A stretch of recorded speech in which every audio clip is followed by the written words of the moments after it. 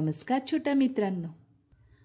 तर आजच्या आपल्या गोष्टीचे नाव आहे खरे मित्र। खूप वर्षांपूर्वी एका जंगलात 3 मित्र राहत होते, कासव, हरिण आणि कावळा। ते खूप चांगले मित्र होते आणि एकमेकांशी खेळत वेळ घालवत असे। एके दिवशी एक शिकारी जंगलात आला।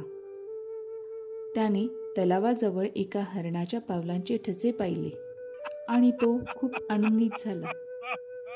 त्याने त्या ठशांचा पाठलाग केला आणि तलावाच्या काठावर एक सापळा त्याने लावला।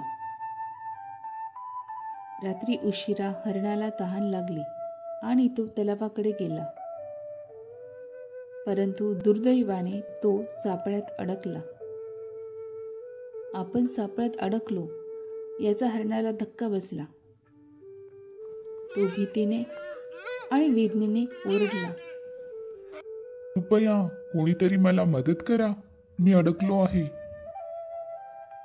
कावळ्याने त्याचा हा आवाज ऐकला आणि झाडावरून उडून खाली आला।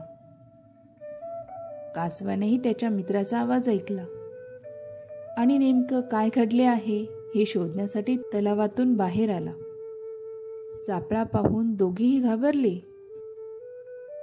कावळ्याने कासवाला आपल्या मित्राला सोडवण्यासाठी दातांनी सापळा चावण्याचा सल्ला दिला।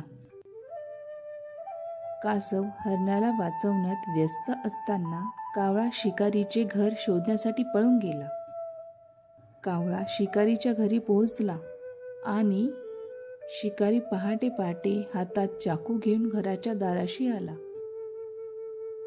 कावळ्याने तीच संधी साधून पंख फडफडवत शिकारीवर उडून त्याच्या तोंडावर वार केले आणि डोक्यावर उड्या मारू लागला। शिकारीला अत्यंत वेदना होत होत्या। तो खूप ओरडू लागला, तरीही कावळा त्याच्यावर हल्ला करत राहिला। शिकारी घाबरला आणि तो घरात निघून गेला। काही वेळाने जेव्हा शिकारीने बाहेर येऊन चाकूने पक्षाला मारण्याचे धाडस केले, तेव्हा कावळा घाईघाईने त्याच्या मित्रांकडे परतला आणि ओरडला, सावध रहा, शिकारी जवळ येत आहे। आणि तोपर्यंत इकडे कासवाने सापळा बऱ्यापैकी मोकळा केला होता। हरणाने कावळ्याचा आवाज ऐकला आणि शिकारीला हातात चाकू घेऊन येताना पाहिले। हरिण तिथून पळायला लागला आणि कावळा झाडावरती उडून गेला। परंतु कासव इतका थकला होता की तो पळून जाऊ शकला नाही। शिकारीने त्याला उचलले आणि एका पिशवीत ठेवले आणि ती पिशवी एका झाडाला बांधली। आपल्या मित्राला शिकारीने पकडले आहे हे बघून हरणाने एक योजना आखली। त्याने आपला वेग कमी केला आणि शिकारी आता हरणाचा पाठलाग करायला लागला। हरिण जंगलामध्ये खूप दूरपर्यंत पळत गेला आणि शिकारीला आता हरिण दिसेनासा झाला।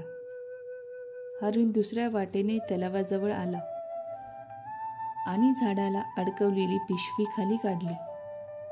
कावळ्याने ती पिशवी फाडली आणि त्यातून कासवाला मोकळे केले। हरिण म्हणाला, तुम्ही दोघी मित्रांनी माझा जीव वाचवला, पण जर आपण इथेच बोलत राहिलो तर शिकारी आपल्याला परत शोधून काढेल।